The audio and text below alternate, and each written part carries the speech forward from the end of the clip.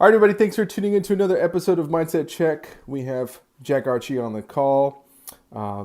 Check out his awesome conversation here later, as well as in all our social media platforms and our podcast links. Jack, so great to have you. And I love how offline we had a conversation and we talked about a variety of things, but one of them was just how physical fitness has played such an important role in your success and kind of where you are at today. Can you share with the listeners kind of how physical fitness transformed your life? Yeah, of course. So I played baseball pretty much my whole life and all throughout college. And, I think there's so many important takeaways from that, not just from playing the sport itself, but in the preparation daily that it requires, both as far as the delayed gratification and really just doing some things that would be a heck of a lot easier not to do. I imagine there's a lot of similarities with sports and business, yes? 100%, Yeah. always.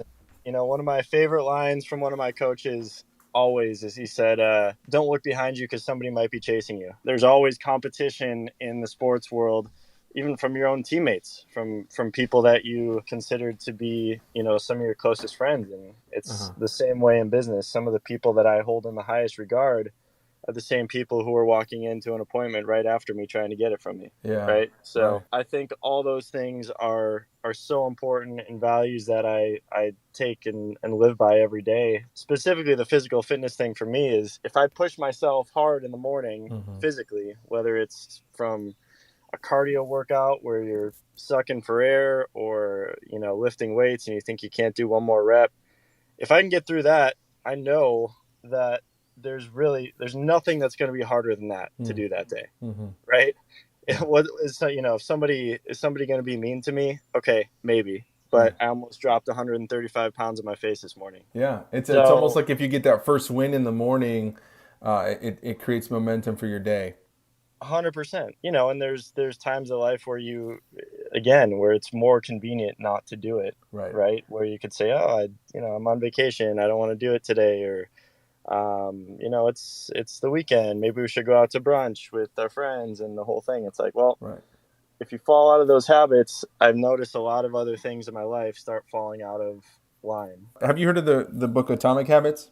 Uh-huh. Yeah, Of course. yeah. So James Clear, he talks about habits and whatnot, and I imagine a lot of the same habits you had playing sports, that basically that work ethic as well as just that structure really created your success in the sports world, but carried over to your business and family. How have you been able to see that your habits really have also impacted your life the same way maybe your habits did when you were being, when you were in college? I think it's really just the consistency.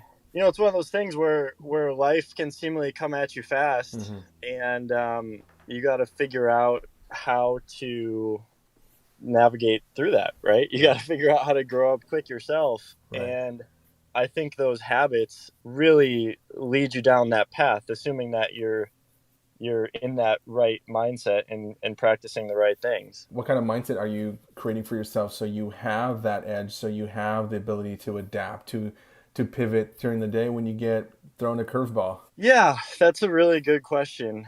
And especially in the real estate business, there's a lot of adversity, whether it's, a transaction that, hits some turbulence before landing, or an appointment or a listing or a buyer you're fighting for and you get bad news. It happens. And I think that resiliency is really one of the most important qualities and one of the most important things to work on. And that I would actually draw that back to baseball as well, because I was a pitcher. If I give up a home run, I can't be thinking about that on the next hitter, or I have no chance. I've already Yeah. lost. It's okay to be upset about things that don't go right, even if you put your best effort forward. If somebody hits a home run while they're rounding the bases, that's fine. But when that next hitter steps into the box, it's over. It's done with.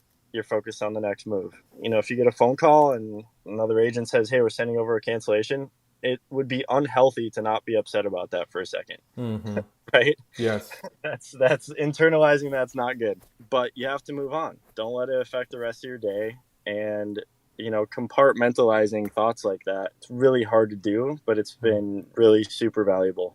How does somebody do that? Like if somebody who's not skilled yet at doing that as you are, how does somebody go and say, okay, I just had this deal blow up in my face. How do you process? Do you give yourself 5 minutes, 10 minutes, or maybe there's not a time frame, but how do you process the emotion so it's healthy for you? You can process it and obviously let it go.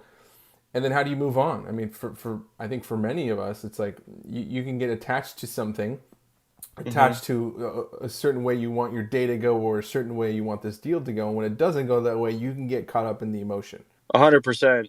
I think I really pull from previous experiences. I think you need opportunities of failing to see how you react to it and learn from it. I certainly have not been good at anything the first time I've tried it in my life. The thought of overnight successes and things like that sometimes cloud the reality of what life is. You Yeah. need practice, you need chances, or else, Right. I would have no chance at doing these things. Man, and that's the beauty of sports. I think sports in college or even as a kid, now business world, career world.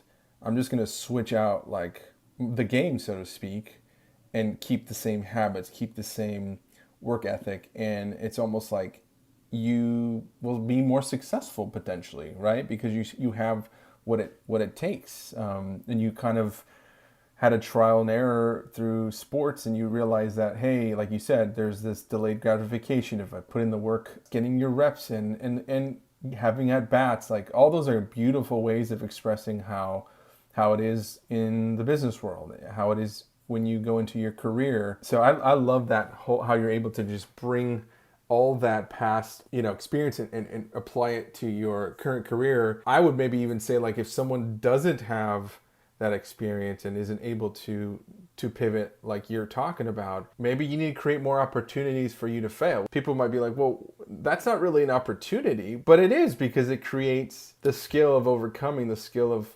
looking as failing as part of the success. I agree with you 100%. Yeah, it's interesting saying that and verbalizing that the opportunity to fail does sound ridiculous, but you're spot on. I think the ego is a huge thing, and I think that comes from sports too, especially team sports, right? The second that you think you're the best at something, but you've lost because you're not ever. Right. Even if you might be the best on your team, there's always somebody out there that will be more talented than you. Always. And my dad taught me that from a young age. It's something I'll never forget. He said, there will always be somebody who's better than you, but there doesn't have to be somebody that works harder than you. And that's the same thing. Again, it's another sports carryover. It's like, whatever it is, somebody might have more natural talent than me in whatever I'm doing, but I hope that they don't work harder than me. There's always going to be somebody better than you at a certain skill or a certain thing, and there's always going to be somebody worse than you. So I think there's kind of like this striking a nice balance that then also pushes you forward to become better, right? Because then you can kind of sit complacent, be better than you were yesterday. That's exactly right, because there's a large departure between not being the best and not making it. Right. I mean, there's the MVP of the league every year, and then there's still 400 guys who get paid $1 million a year to be a part of it. That's all good, for sure. Yeah. But it's just, again, it's about the mindset. So let's talk real quick about mental prep. Kind of like, what do you do every morning to get yourself mentally prepared for the day? I always kind of chuckle when you hear about there's sometimes be these panels at these conventions, and it's like a competition to see who wakes up the earliest, right? Yeah. It's like, oh, I sleep 2 hours a night. I get up at 3 a.m. Yes. It's like, that's well and good for people, but that's not really my style. I'm not like flexing about how little I sleep or how hard I work or anything like that. I like to spend time with my kids in the morning. I like to get a workout in, and I just like to be sure that, I'm prepared to take on whatever comes at me that day. And for me, that's not like time blocking my free time and being super structured. It's just, it's just making sure I'm at peace, and whatever my body's telling me I need to do that day, I'm doing it. If some days it's like, hey, you need, spend a little more time working out, spend a little less time working out, go play catch with your son before he goes to school, whatever I feel that day, I'm going to do. I'm more of a feel guy in that sense, I would say. I don't have like not a big like wake up and write my affirmations on the mirror, and it works for a lot of people, but I take the day as it comes. You have such a strong belief system around your ability to overcome because of your experience, working in the sports field and also in life as in general. You've proven that to yourself again. And so I think when you have such a strong belief around your ability to take on the day, maybe there's a less need for that for you. I would say that's fair. And like, this is by no means me sitting here and saying that, I'm always in a great mindset and that everything's all good all the Mm-hmm. time, because it's not. I mean, there's certainly hard times that we all deal with, but again, I think it's about that resiliency and just Mm-hmm. reminding yourself that nothing's going to be that bad. Mm-hmm. And with that, there's a sense of peace and acceptance to it. Like nothing's going to be that bad where I can't get through it. Yeah, for sure. I grew up in Wisconsin, living in San Diego now. There's obviously incredible perspective in just like geographically where you live, right? Mm-hmm. I went to high school in the downtown Milwaukee area. It wasn't like the best part of town. Mm-hmm. And you see things at transformative moments of your life where, you're 15, 16, 17 years old.